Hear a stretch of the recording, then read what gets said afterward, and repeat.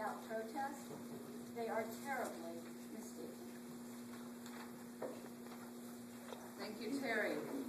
As I said on the Senate floor, the budget of this great state should reflect the goals and values of the citizens of New Hampshire. It's a statement of where we are, but it should be also a statement of who we are and what we aspire to be. Last fall, we heard from a lot of Republican candidates about creating jobs and growing New Hampshire's economy. Unfortunately, when it comes to incorporating those objectives into this biennium state budget, these now Republican leaders come up woefully short. In fact, this budget does exactly the opposite of what was promised in campaign rhetoric throughout last year. It's a shirk and downshift budget. It shirks our most basic responsibilities for good roads, sound public education and economic investments, and solid support for our most vulnerable citizens. Meanwhile, it eliminates thousands of good New Hampshire jobs in both public and private sector and creates barrier after barrier for New Hampshire's workers and families struggling to regain their economic footing. In doing so, this Republican budget threatens to curtail New Hampshire's fragile recovery. It sends hundreds of workers into the unemployment line, imposing greater costs on local communities and their taxpayers, and creating obstacles to restoring economic vibrance in the Granite State. While New Hampshire voters were promised that a new leadership in Concord would encourage small business growth and invest in our economy, this Republican budget instead stymies such a prospect.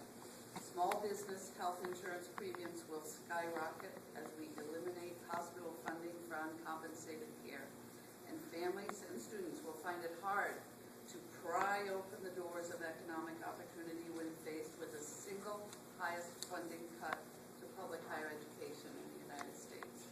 Such reductions leave New Hampshire with an education deficit, discouraging our citizens from pursuing education and training, inhibiting current and future economic prosperity, and harming our ability to recruit new businesses.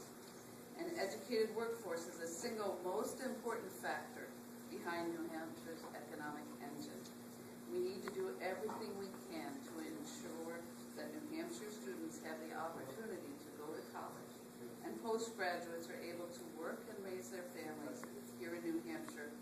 Yet this budget shirks this most critical economic responsibility and shifts costs back to students and their families. When this budget is not eliminating jobs or blocking educational opportunities, it's shifting enormous tax increases onto some of New Hampshire's most important business sectors. Hospitals are some of New Hampshire's largest employers. A $120 million tax increase on them shifts $120 million tax on all of us. It leads to significant layoffs in our state, and at the same time it sends healthcare costs skyrocketing for both small business owners and private payers. They can't afford it, and New Hampshire can't afford it. Also included in this shirk and downshift budget is the $80 million tax on firefighters, police officers, and teachers, and other public employees. Let me be very clear. These people are not and should not be the enemy. They are working people struggling to support their families just like thousands of other New Hampshire citizens. Singling them out for a tax on their annual income is wrong. It shifts the unfunded retirement costs onto those who have consistently paid their fair share and shirks the pay package already promised. We are already seeing that this will immediately lead to forced retirements of our most experienced public employees, our most experienced firefighters, teachers, and public safety workers, putting our children's future and public safety at risk. With this shirk and shift budget, Republicans have eliminated jobs and put in place job-killing taxes. At the same time, they're downshifting millions of dollars to local communities. The cuts to education, health services, and child care programs will dramatically increase the burden on county and local governments. I know I speak for many of my colleagues when I say we hope our Republican Senate counterparts would not surrender to the most reckless shirk and shift proposals set forth by the House Republicans. Why did they choose to lower the already lowest in New England state tobacco tax by 10 cents. Why did they agree to this House demand when it's recognized to reduce youth smoking and estimated to lose almost $15 million in revenue? Why agree to this when they knew it would offset dramatic increases in property taxes or student tuitions or health insurance costs? While other states are looking for ways to create jobs, this Republican budget will make sure New Hampshire wins the race to the bottom. The shift and shirk decisions made in this budget are bad for the economy, harmful to working and middle-class families, and break the social contract that each of us elected officials have with voters to safeguard our most important priorities. I would remind you that this budget crisis was not caused by overspending. Despite what they argued, amidst this great recession, under Democratic leadership between 2006 and 2010, general fund spending grew more slowly in the past 4 years than in any other 4-year period in the last 20 years. It's our revenues from business, profits from interest and dividends, tobacco and liquor sales, restaurants, hotels, and real estate sales that have declined in this recession. Yet those who will most feel the difference in this budget will again be the middle class of our state, who bear 3 times the tax burden as a percentage of income of our wealthiest citizens. While some may not immediately see the effects of this shift and shirk budget, I predict the picture will be increasingly clear as each citizen faces the challenges ahead: increased property taxes, fewer job and education opportunities, higher health insurance costs, and the unmet needs of those most vulnerable. That's why I and my Senate Democratic colleagues will be voting against this budget tomorrow. And I think in 2012, the voters of New Hampshire will be voting against those who support this shirk and shift budget. Thank you very much. Now, Senator Lou D'Alessandro. Thank you, Sylvia. Thank you, my colleagues from the House and Senate, for being here. It's a very, very significant day. We're going to focus in on some aspects of this budget that have a dramatic effect on the lives of individuals in the state of New Hampshire. First, let me talk to you about the CHIDS program. Supervision and rehabilitative services to address problems of troubled youth with the division through petition and family courts. Current proposal will serve only the most aggressive youth who exhibit fire-setting or sexualized behaviors that pose a danger to the child or others, and exhibit dangerous or life-threatening behaviors to themselves or others. About 450 youth and their families will no longer be served. What are the ramifications of an unmet need? The ramifications are unmet needs could result in increased delinquency, community and family safety concerns, school disruptions, and self-harming behaviors, increase in juvenile crime, and family violence. All could result from this problem.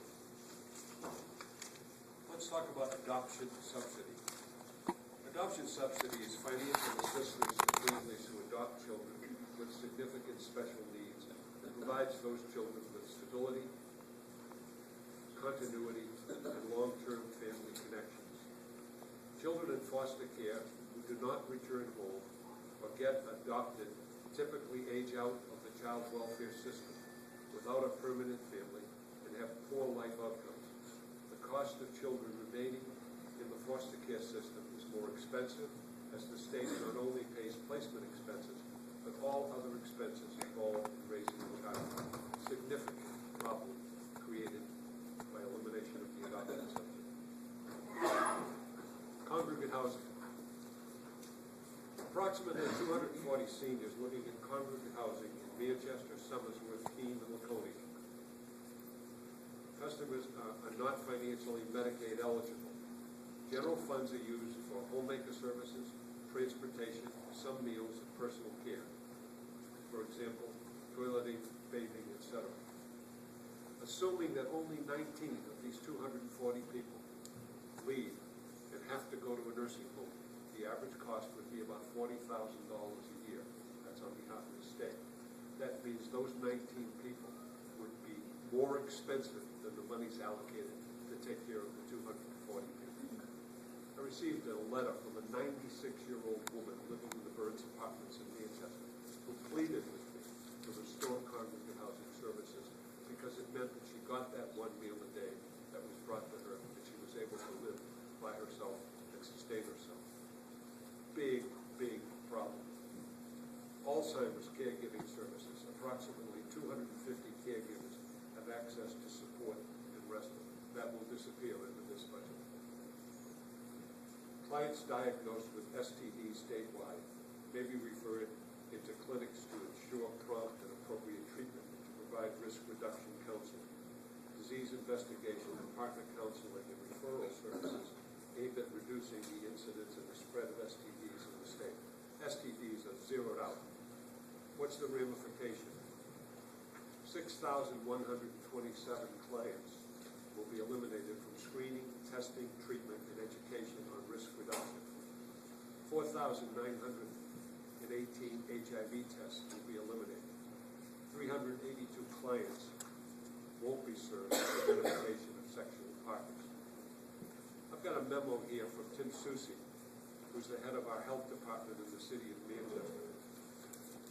They screened 1,200 people last year.